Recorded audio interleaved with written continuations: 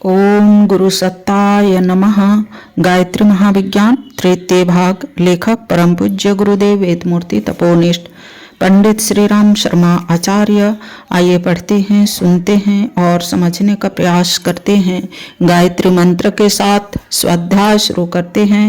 ओम भूर्भुवः स्वः तत्सवितुर्वरेण्यं भर्गो देवस्य धीमहि धियो यो नः प्रचोदयात्। गायत्री का तंत्रोक्त वाम मार्ग तंत्र विद्या का आधार प्राणमय कोश है। जितनी शक्ति प्राण में या प्राणमय कोश के अंतर्गत है, केवल उतनी तंत्रोक्त प्रयोग द्वारा चरितार्थ हो सकती है।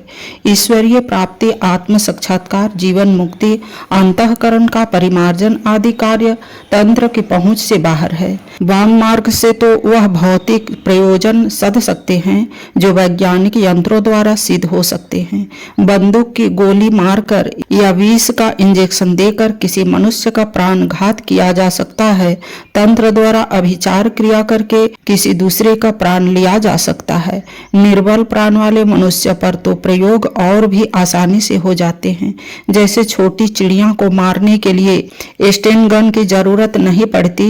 गुलेल में रखकर फेंकी हुई मामूली कंकड़ी की आघात से ही चिड़िया गिर पड़ती है और पंख फड़फड़ाकर प्राण त्याग कर देती है। इसी प्रकार निर्बल प्राण वाले कमजोर, बीमार, बालक, वृद्ध या डरपोक मनुष्य पर मामूली शक्ति का तांत्रिक भी प्रयोग कर लेता है और उन्हें घातक बीमारी और मृत्यु के मुंह में धकेल देता है। शराब, चरस, गंजा आदि नशीली चीजों की मात्रा शरीर में अधिक पहुंच जाए तो मस्तिष्क की क्रिया पद्धति विकृत हो जाती है। नशे में मदहोश हुआ मनुष्य ठीक प्रकार सोचने, विचारने, निर्णय करने एवं अपने ऊपर काबू रखने में असमर्थ होता है। उसकी विचारधारा, प्राणी एवं क्रिया में अस्त व्यस्तता होती है। उन्माद या पागलपन के सब लक्षण उस नशीली चीज की अधिक मात्रा से उत्पन्न हो जाते हैं।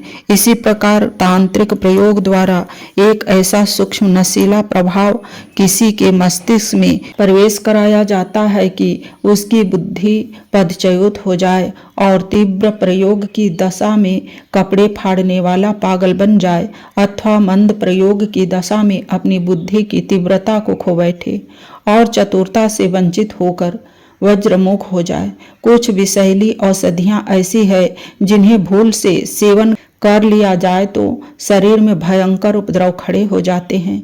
कै, दस्त, हिचकी, छींक, बेहोशी, मूर्छा, दर्द, अनिद्रा, भ्रम आदि रोग हो जाते हैं। इसी प्रकार तांत्रिक विधान में ऐसी विद्याएं भी है जिनके द्वारा एक प्रकार का विषैला पदार्थ किसी के शरीर में प्रवेश कराया जा सकता है। विज्ञान ने रेडियो किरणों की शक्ति से अपने आप उड़ने वाला रेडार बम नामक ऐसा यंत्र बनाया है जो किसी निर्धारित स्थान पर जाकर गिरता है। कृत्याघात, मारण आदि के अभिचारों में ऐसी ही सूक्ष्म क्रिया प्राण शक्ति के आधार पर की जाती है। दूरस्थ व्यक्ति पर वह तांत्रिक रेडार ऐसा गिरता है कि लक्ष्य को छत विछत कर देता है। युद्ध काल में बमबारी करके खेत, मकान, कारखाने, उद्योग, उत्पादन, रेल, मोटर, सड़क, पुल आदि नष्ट कर दिए जाते हैं, जिससे उस स्थान के मनुष्य साधनहीन हो जाते हैं। उनकी संपन्नता और अमीरी उस बमबारी द्वारा नष्ट हो जाती है और वे थोड़े ही समय में असहाय बन जाते हैं। तंत्र द्वारा किसी के सौभाग्य, वैभव और संपन्नता पर बमबारी करने से उसे इस प्रकार नष्ट किया जा सकता है कि सब हैरत में रह जाएं कि उसका सब कुछ इतना जल्दी, इतनी आकस्मिक रूप से कैसे नष्ट हो गया या होता जा रहा है। कूटनीति, जासूसी और व्यवसायी ठग ऐसा छद्मवेश बनाते और ऐसा जाल रचते हैं जिसके आकर्षण, प्रलोभन और कुचक्र में फंसकर समझदार आदमी भी बेवकूफ बन जाता है। मैस्मरिज्म एवं हिप्नोटिज्म द्वारा किसी के मस्तिष्क को अर्ध सम्मोहित करके वशवर्ती बना लिया जाता है। फिर उस व्यक्ति को जैसे आदेश दिए जाएं तद अनुसार ही आचरण करता है। मैस्मरिज्म या तंत्र से वशीभूत मनुष्य उसी प्रकार सोचता, विचारता, अनुभव करता है जैसा कि प्रयोक्ता का संकेत होता है। उसकी इच्छा, मनोवृत्ति भी उसी समय वैसी ही हो जाती है जैसे कार्य करने की प्रेरणा दी जा रही हो। तंत्र विद्या में मैस्मरिज्म से अनेक गुनी प्रचंड शक्ति है। उसके द्वारा जिस मनुष्य पर गुप्त रूप से बौद्धिक वशीकरण का जाल फेंका जाता है, वह एक प्रकार की सूक्ष्म तंद्रा में जाकर दूसरे का वशवर्ती हो जाता है। उसकी बुद्धि वही सोचती, वैसी ही इच्छा करती है, वैसा ही कार्य करता है जैसा कि उससे गुप्त षड्यंत्र द्वारा कराया जा रहा है। निज की विचारशीलता से वह प्रायः वंचित हो जाता है। व्यभिचारी पुरुष कितनी सरल स्वभाव स्त्रियों पर इस प्रकार जादू चलाते हैं कि उन्हें पथभ्रष्ट करने में सफल हो जाते हैं। किसी सीधी साधी कुलशील, पूरा संकोच और सम्मान करने वाली देवियां दूसरों के वशीभूत होकर अपनी प्रतिष्ठा, लोक लज्जा आदि को तिलांजलि देकर ऐसा आचरण करते हैं जिसे देखकर हैरत होती है कि इनकी बुद्धि ऐसे आकस्मिक तरीके से विपरीत क्यों हो गई। परंतु वस्तुतः वे बेचारी निर्दोष होती हैं।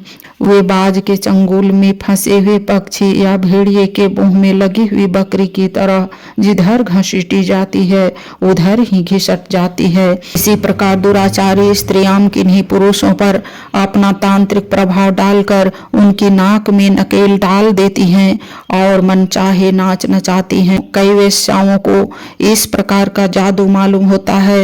वे वैसे पक्षी फंसा लेती हैं जो अपना सब कुछ खो बैठने पर भी उस चंगुल से छूट नहीं पाते।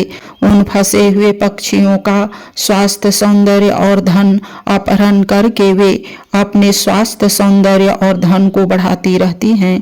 तंत्र द्वारा स्त्री पुरुष आपस में एक दूसरे की शक्ति को चूसते हैं। ऐसे साधन तंत्र प्रक्रिया में मौजूद है जिनके द्वारा एक पुरुष अपनी सहगामिनी स्त्री की जीवन शक्ति को, प्राण शक्ति को चूसकर उसे छूछ कर सकता है और स्वयं उसे परिपुष्ट हो सकता है। अंडों की प्राण शक्ति चूसकर तगड़े बनने एवं दूसरों के रक्त का इंजेक्शन लेकर अपने शरीर को पुष्ट करने के उदाहरण अनेक होते हैं। पर ऐसे भी उदाहरण होते हैं कि समागम द्वारा साथी की सूक्ष्म प्राण शक्ति को चूस लिया जाए। तांत्रिक प्रधानता के मध्यकालीन युग में बड़े आदमी इस आधार पर बहुविवाह की ओर अग्रसर हो रहे थे और रनवासों में सैकड़ों रानियां रखी जाने लगी थी।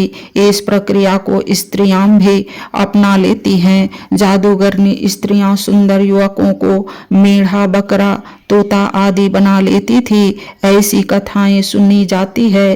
तोता, बकरा आदि बनाना आज कठिन है, पर अब भी ऐसी घटनाएं देखी गई है कि वृद्धा तंत्र साधिनी युवकों को चूसती हैं और वे अनिच्छुक होते हुए भी अपनी प्राण शक्ति खोते रहने के लिए विवश होते हैं। इससे एक पक्ष पुष्ट होता है और दूसरा अपनी स्वाभाविक शक्ति से वंचित होकर दिन दिन दुर्बल होता जाता है।